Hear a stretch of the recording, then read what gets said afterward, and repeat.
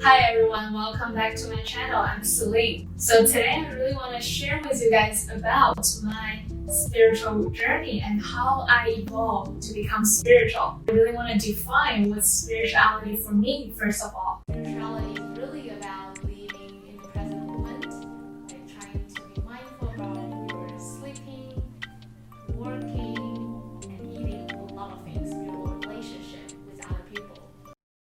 I divided my spiritual growth journey into 4 parts. This video is not to give any advice to anyone, it's just me purely sharing my own experience. So let's get started. So the first part I really want to share with you guys is kind of the awakening part. I'm raised and grew up in China for 16 years. I came here, Toronto, to study high school and university. When I just started my university at the University of Toronto in 2013, I started to have this kind of confusion about what I really want in life. Like, I have been getting good grades and know kind of what I wanted to do. I wanted to apply for law school and be a lawyer. But at that time, I wasn't happy at all. I didn't really have a good relationship with my mom. Kind of like I always have to pretend who I'm not. And I always have to share with her the positive things in my life, but not the whole and authentic self. Although it appears to everybody around me that I get all the things I wanted in life, like good grades and all the awards and achievements. I was very involved with model United Nations and going traveling and meet different people, but I didn't know what I really want. I was lost. I was not happy. So that's how I started my personal growth journey. So for me, it's very interesting. Like at the time, I did not know about mental health, and I did not know about psychologists or psychiatrists or even therapists. So I did went to doctors for checking out like is there anything wrong with my body, but I did not really know that there's such a thing that is mental health. The rest of my university life, I was in this kind of recovery and healing journey with myself. 2 things that I really wanted to share with you guys. The first thing that changed my life was one of the courses I took at the University of Toronto. There was a program called Ethics, Society and Law. So the course basically, we were doing a lot of discussion on how people making choices. I still remember at one class, there was a guest speaker. The person was basically, in common culture, people call their criminals, what we call people behind bars. So basically we had a class that was to communicate and learn about each other and to really learn about ourselves. Through that course, I was able to rethink back about a lot of things I thought that was dark, that was not good. You know, good and bad things in Chinese culture is huge, it's dominant. At least this is how I was brought up. I need to be a good girl, a good student, with good grades and go to the good school. At the time, I finally realized that how the society's like the good and bad dichotomy restrained my mind to think, to create, to collaborate, but to narrow myself into this kind of a lonely world that I was the only one who can take care of myself. There was time that I was so ashamed of how I felt, how I thought about things, how I acted. There were times I didn't really like myself, and this course really changed my perspective on the past, on history. People that I never thought I would have contact with changed my life. And that's it. That started the process of healing. Like I started to become more empathized, become more compassionate, become more, just have more love towards myself. The second thing I really want to share with you guys, and it's actually, I would say someone saved my life, like the person. I still remember, I think during my second year at university, I had a really great professor. At the time, I wasn't in I was still in the recovery phase and trying to understand my past, trying to digest all the information, all the emotion that I have been held for so long. He was such a great listener. I still remember I used to go to his office hour for asking questions, but it was It was basically me trying to talk about my issues and my confusions. So he always leave the door open for me. He really listened to me. That was one of my biggest kind of transformative moments, that I can still feel loved even after self-doubt and self-shaming and judging period. I can still be loved. And he inspired me to later on, after I graduated, to start my own mental health nonprofit organization to help other people and to become a listener for others. I always joked about this, like with my other friends. Like I said, I'm the child of community. My life was given not just by my biological mother and father, but my life was given also from the community. The community supports me, and they made who I am today.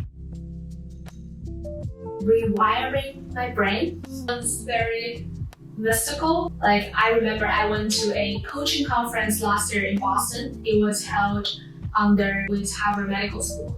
The speaker was talking about how our reality is constructed. It's made up. It's not reality.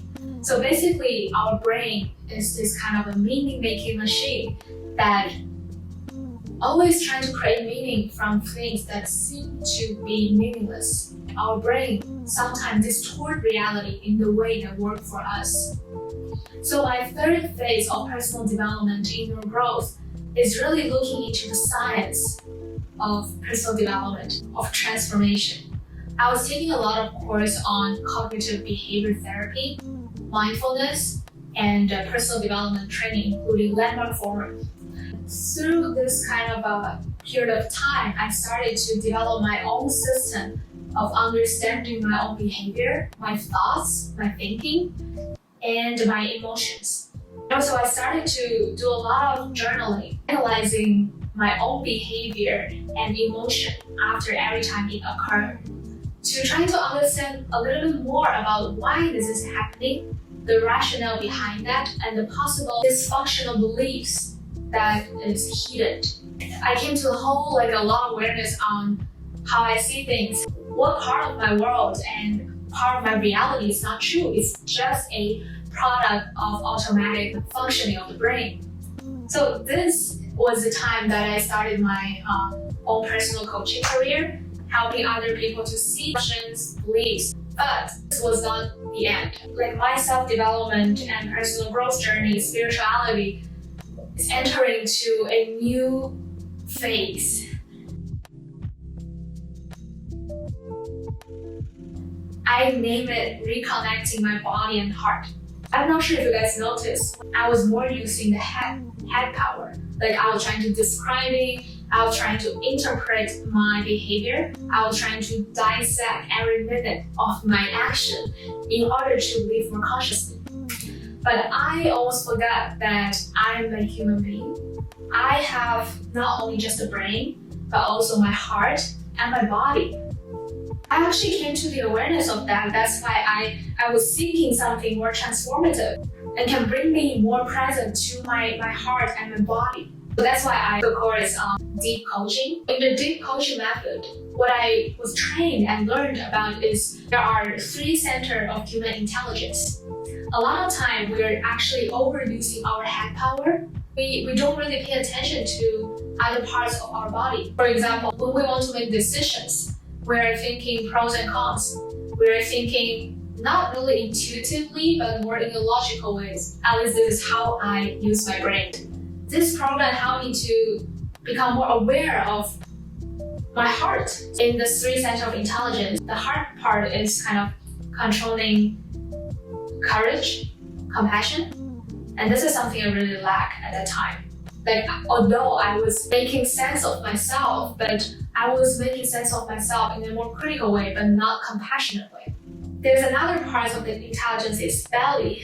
This might sound interesting and weird at the same time. How can your belly be a source of intelligence? But I came to the realization that, I'm not sure if you guys have the same feeling, but whenever I'm angry, I feel there was like irritation and tenseness in my belly area. So belly area actually control a lot of other emotions that we're not normally aware of and even suppressed. So this program really helped me to get connected with my heart and my belly and my whole body. There's a difference between smart and wise. So when we say a person is wise, this person has so much wisdom, what we're really mentioning is not just about this person's intellectual ability to sort through things. We're really mentioning about the whole person. It's kind of embodied smartness, right? It's not just coming from the head of like this person can solve math problem solver, a great presenter, but we will relate that to wisdom. I'm still in this kind of a part 4, like phase 4 in my personal development. And I'm really looking forward to how this will lead me to become more holistic, to become more present. So this is kind of a sum up of my personal development and spiritual growth journey. If you guys wanting to know more about any parts I just mentioned, please let me know. I would love to do a separate video on any of the topic you guys want. And if you love to learn more about me and about the things I'm learning, please share this video or subscribe to my channel. So again, thank you guys for watching. I'm looking forward to seeing you guys in the next video. Bye bye.